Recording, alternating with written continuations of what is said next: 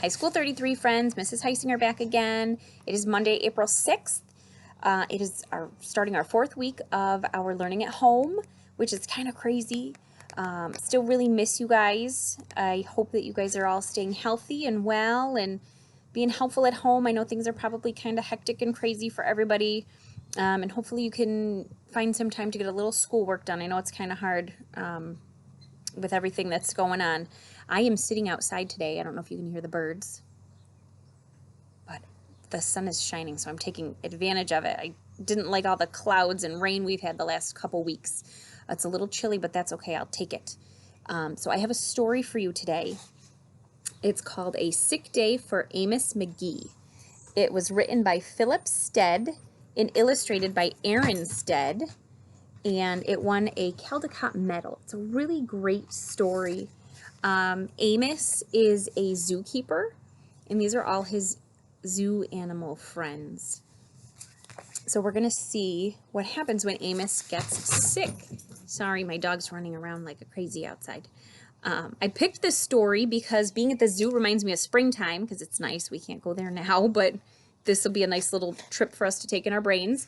And because Amos was sick, and I'm sure you're hearing on the news a whole lot about people being sick. So we're going to see what goes on in here, and you're going to notice that there's some people being helpers in here, which is really important to take note of. Amos McGee was an early riser. Every morning when the alarm clock clanged, he swung his legs out of bed and swapped his pajamas for a fresh pressed uniform.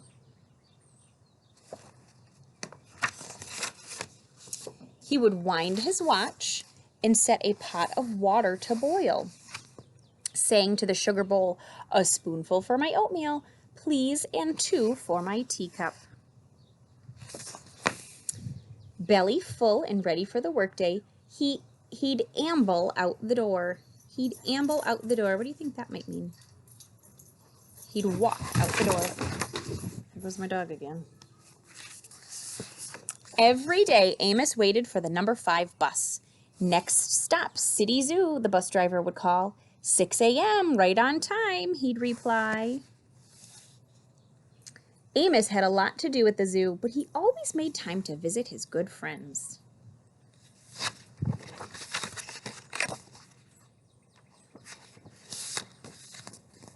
He would play chess with the elephant, who thought and thought before making a move. Run races with the tortoise, who never ever lost. Do you think the tortoise always won those races?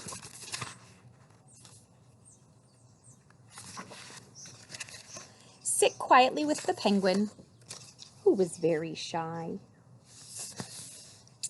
Lend a handkerchief to the rhinoceros, who always had a runny nose. You can probably figure the type of person Amos is from all of these things he's doing. And at sunset, read stories to the owl, who was afraid of the dark. One day, Amos awoke with the sniffles and the sneezes and the chills. He swung his achy legs out of bed, curled them back again, and said, "Ugh, I don't think I'll be going to work today."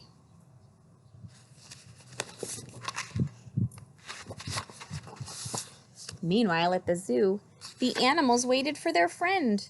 The elephant arranged his pawns and polished his castles. The tortoise stretched his legs and limbered up. The penguin sat patiently all by himself.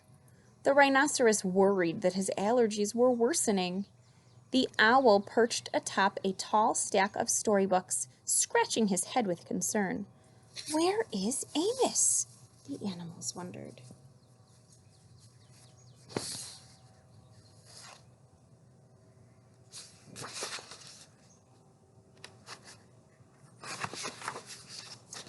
Later that day.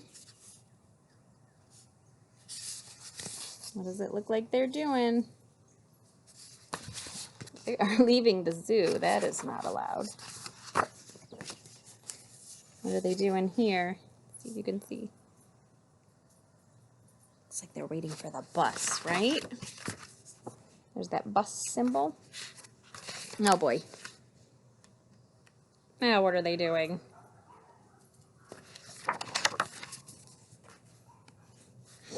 Hooray! My good friends are here.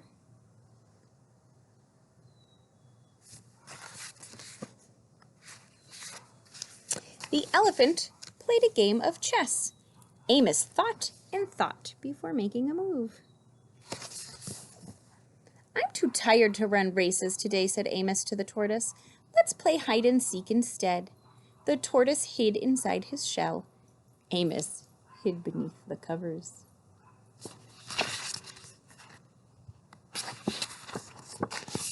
Amos yawned. I could use a nap. The penguin sat quietly, keeping Amos's feet warm. Achoo! Amos awoke with a sneeze.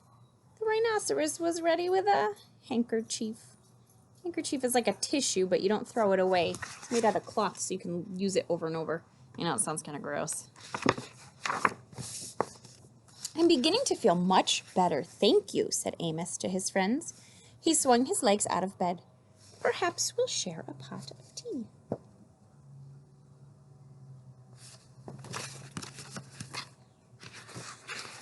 Amos wound his alarm clock.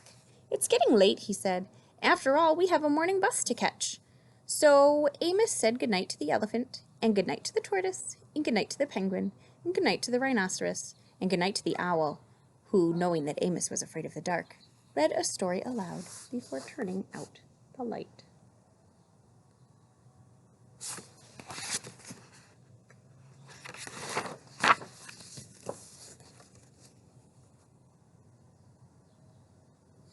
The end. Isn't that a sweet story? Okay, so now what I want you to do is think, and you can pause this as you're coming up with your answers. Who were the characters in that story? Do you remember what a character is?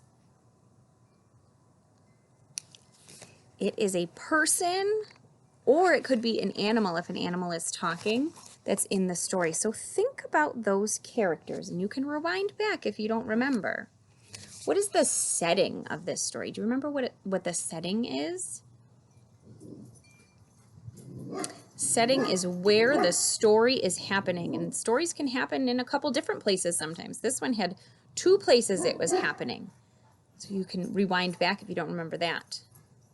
And then the last thing I want you to think about is how can you be a helper with all of this stuff going on? Amos was a helper to his animal friends. You could think about the things he did to be a helper. And then when Amos was sick, all of the animals were a helper to Amos. You can think about what they did. And then you can make that connection to you at your house and think, how can you be a helper?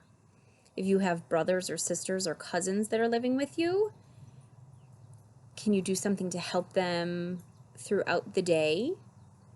If you're with mom or dad or grandma or auntie, can you do something to be a helper for them during the day? Give that some thought. And maybe you could even ask them, what can I do to be a helper for you today? I'm sure they'd love it. All right, friends, that is it for today.